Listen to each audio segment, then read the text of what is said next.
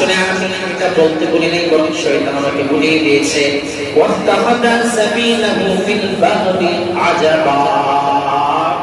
ওগো পয়গম্বর মুসা, সেই মাছটা সেই জায়গায় জীবন্ত হয়ে, মৃত মাছটা জীবন্ত হয়ে সমুদ্রের মধ্যে একটা রাস্তা করে নিয়েছে।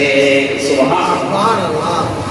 এবার পয়গম্বর মুসা আলাইহিস সালাম বলেন, ক্বালা যালিকা মা কুন্না নাবগি। হে ইউসুফ, এটাই তো আমাদের জায়গা, যেটার জন্য বুঝতেছি, যে জায়গার জন্য হাঁটতেছি সেটাই জায়গা। ফারতাদ্দা আলা আতারিহিমা কসাসা।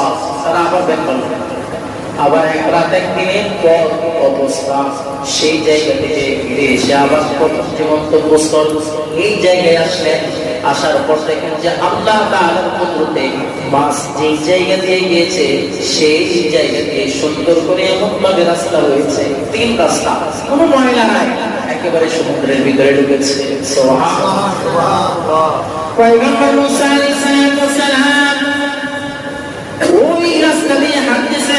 হাঁটার পর সেখানে গিয়ে দেখেন একজন ব্যক্তি কম্বল মুড়ি দিয়ে শুয়ে আছে।